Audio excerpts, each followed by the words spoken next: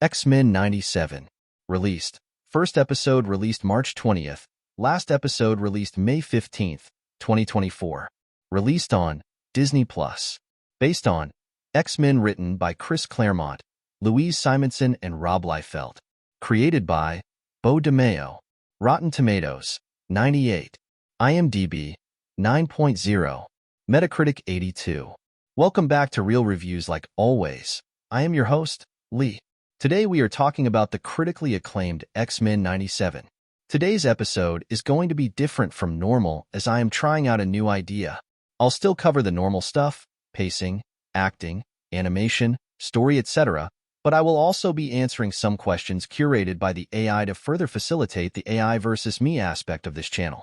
I don't think you really need me to answer if this show is good or not, but I can answer the question of if it is for you or not.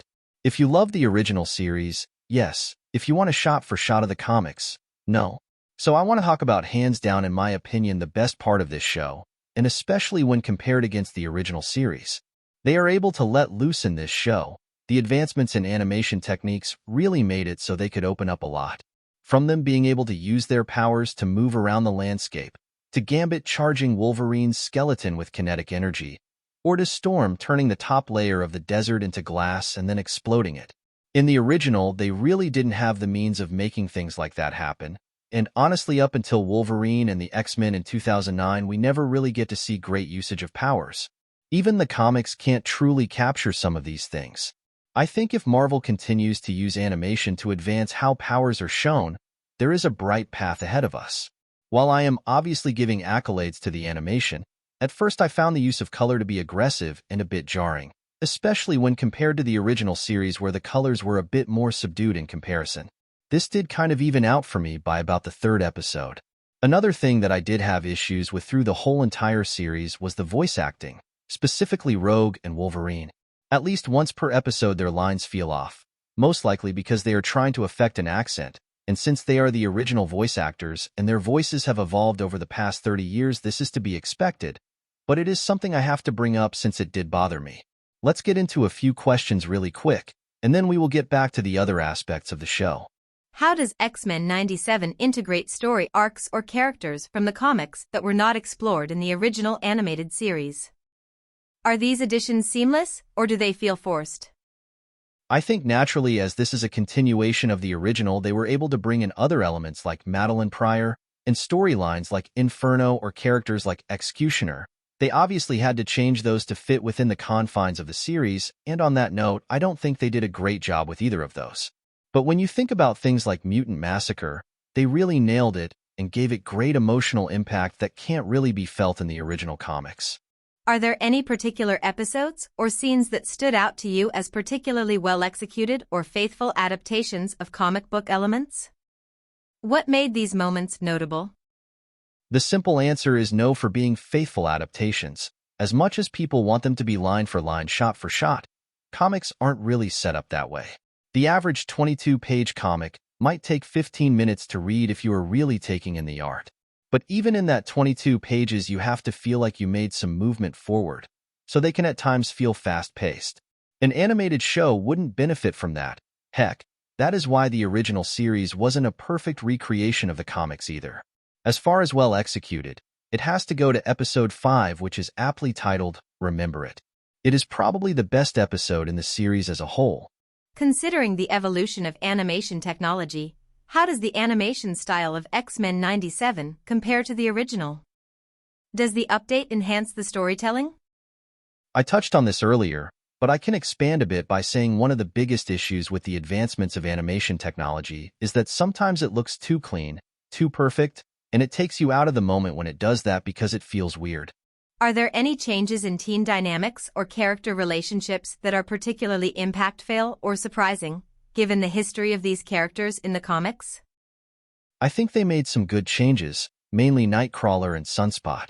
Nightcrawler was a prominent character in the comics from his introduction in giant-sized X-Men #1 to this very day, but in the original 90s animated series he is only in about 2 episodes. Another good addition in my opinion was Sunspot. It gave someone for Jubilee to riff off of, and it leads to the option to start the New Mutants, NYX, or another youth-based X team. How does the series tackle the portrayal of villainy and conflict?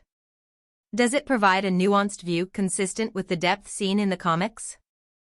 This show is very intentional about villainy being a perspective and not a fact.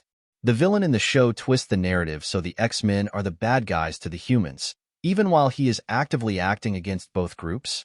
But even within his own narrative, who the villain is can really vary. They added layers, and it really helped cement this feeling. For a long time in the comics, the bad guys were kind of bland or cartoonishly evil. I think distancing themselves from those ideas was a good plan, as it helped set these X-Men apart from their comic counterparts.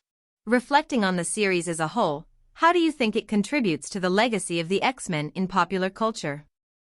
Does it introduce elements that could shape future comic book storylines?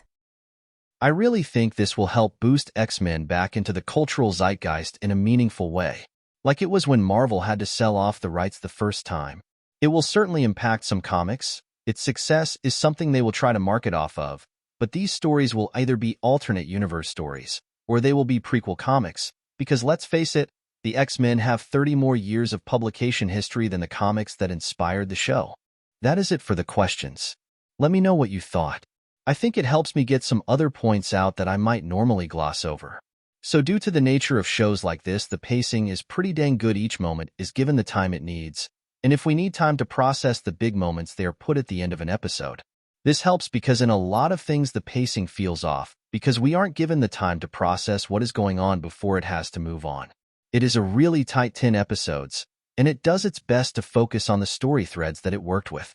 From a fan of the comics perspective, I feel like a lot of threads they pulled on felt a bit hollow.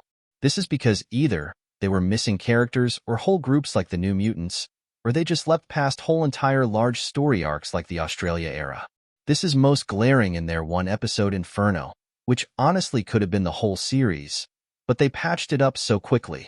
I don't know if they would be able to juggle all of the teams required to make the show be more faithful to the comics, and certainly wouldn't expect them to, but I would have liked if they had spent more time developing some of these stories that they turned into single episodes. Overall, in almost every single way, this show is amazing. It has the potential to swing the doors wide open for Marvel animation and make basically everyone excited. I obviously recommend this show. I think it is wonderful. It is a show that includes cheers and tears. 9 out of 10 is my rating.